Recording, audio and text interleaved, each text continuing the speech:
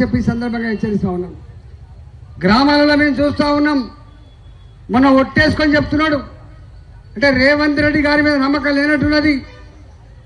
ఈ దేవునితోడు ఆ దేవునితోడు రైతులకు 2 లక్షల రూపాయల రుణమాఫీ చేస్తా అని చెప్పి హామీ ఇచ్చిన ఆగస్టు మాసం లోపు దేవుడి మీద ఒట్టే చెప్తున్నా తప్పకుండా చేస్తా అని చెప్పింది. అంతకుముందు ఆర్థిక మంత్రి నేను, మొన్నటిదాకా ఆర్థిక మంత్రి హరీష్ రావు గారు మొన్న ఒక మాట చెప్పిండు.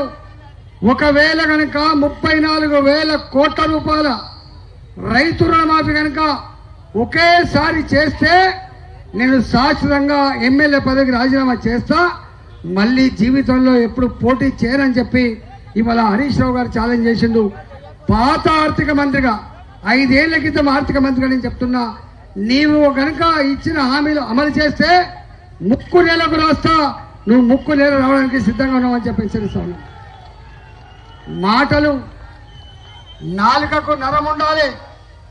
ఏది పడితే మాట్లాడితే తెలంగాణ ప్రజలు గొర్రెలాగా భావిస్తే, అమాయకుల్లాగా భావిస్తే, అంతకుముందు ముఖ్యమంత్రి కేసీఆర్ కూడా గట్లే భావించిండు, ఇవాళ మీరు గట్లే భావిస్తున్నారు. కర్రు కాల్చి వాత పెడతారు, సైలెంట్ గా ఉంటారు, సందర్భం వచ్చిన మాత్రం చెప్తామని చెప్పి హెచ్చరిస్తా ఉన్నాం. ఇట్లా చెప్పుకుంటా పోతే చాలా ఉన్నాయి. ఇవాళ నేను ఒకటే మీ అందరికి విజ్ఞప్తి చేస్తున్నా, నరేంద్ర మోడీ గారికి ఎందుకు ఓటు వేయాలని చెప్పి అటు కేసీఆర్ మాట్లాడుతున్నాడు, ఇటేమో కాంగ్రెస్ పార్టీ మాట్లాడుతున్నాడు. ఇవాళ కేసీఆర్ గారికి ఓటు వేసి ఎంపీ గెలిపిస్తే తెలంగాణకి లాభం వచ్చే ఆస్కారం ఉందా?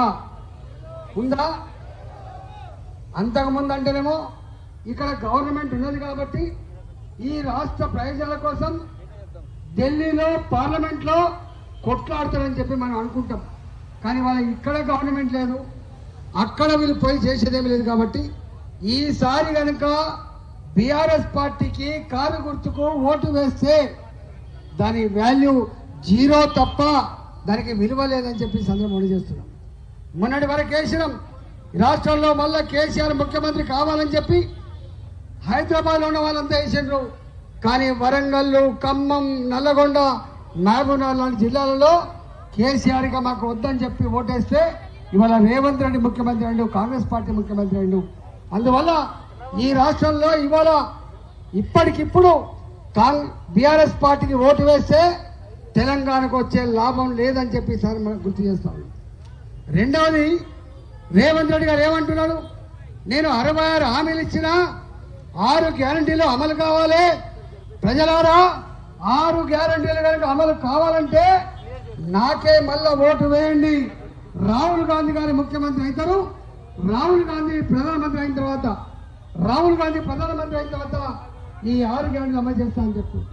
నేను అందరినీ అడుగుతున్నా, 40 సీట్ల రాహుల్ గాంధీ, 40 సీట్ల కాంగ్రెస్ పార్టీ ఢిల్లీలో అధికారంకి వచ్చే ఆస్కారం ఉందా? మరి ఎవరు నమ్మించే ప్రయత్నం చేస్తున్నాడు? 40 సీట్లున్న రాహుల్ గాంధీ అయితే ఇంకో 5 సీట్లు తక్కువ వస్తే కావచ్చు, లేకపోతే 5 సీట్లు ఎక్కువ వస్తే కావచ్చు, కానీ లేదు. ఇక్కడున్న ముఖ్యమంత్రికి డబ్బులు పంపించే ప్రసక్తి లేదు. మరి ఎవరైతారో దేశమంతా కోడై కూర్చున్నది, జమ్మూ అండ్ కాశ్మీర్ నుంచి మొదలుపెట్టి ఇక్కడి వరకు ఎక్కడ చూసినా కూడా మోడీ గారే మళ్ళీ ముచ్చటగా 3వసారి ప్రధానమంత్రి కావాలని కోరుకుంటున్నాం మన రాష్ట్రం కదా. ఇవాళ అంటున్నారు అప్కి బార్ ఛాన్స్ ఆఫ్ బార్ అంటున్నారు. ఇవాళ మోడీ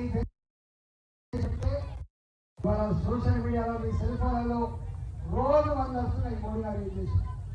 ఇలా ముఖాలకు ఎన్నడూ కూడా కట్టబడితే అవమానకరమైన పనులు చేసి వీళ్ళెన్నడూ కూడా గొప్ప పని లేదు.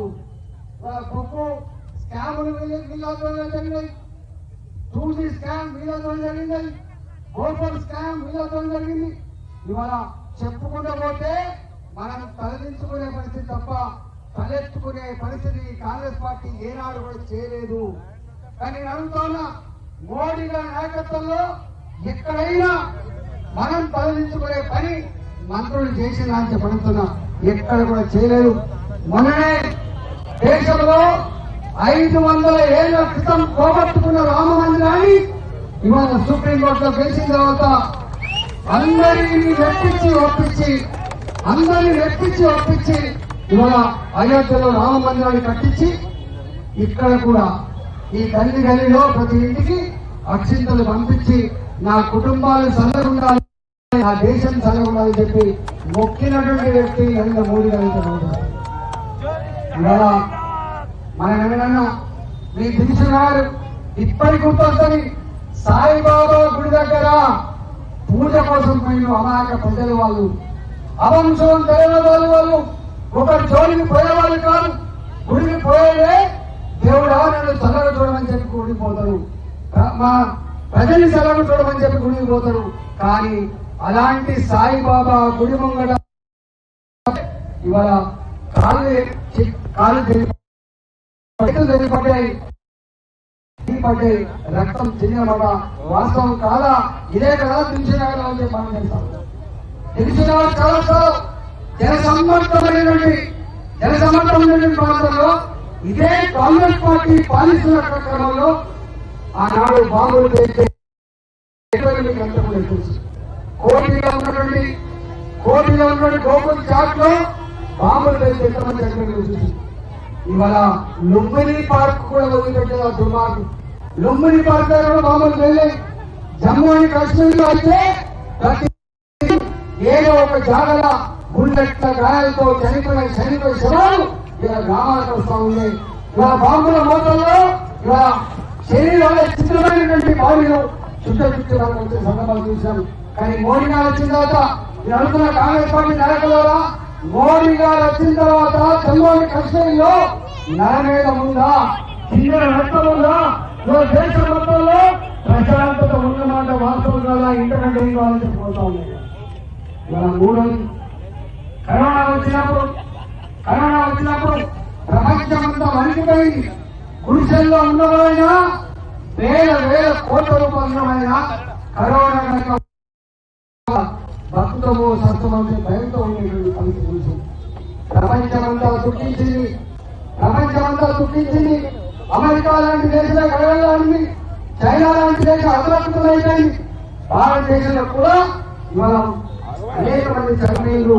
కానీ చనిపోయిన దానికంటే కూడా భయంతో చనిపోయిన వాళ్ళు ఎక్కువగా గ్రహించిన ప్రధానమంత్రి నరేంద్ర మోడీ ఈ రోగానికి మందు కాదు, ఈ రోగానికి ధైర్యం ఇవ్వాలని చెప్పి ధైర్యం ఇచ్చినటువంటి మానవుడు నరేంద్ర మోడీ గారు. ప్రతి పేద కుటుంబం, ఇళ్లలో పనిచేసుకునే వాళ్ళు కావచ్చు, సెలవులు నడిపే వాళ్ళు కావచ్చు, ల్యాండ్ ఇచ్చిన పెట్టలు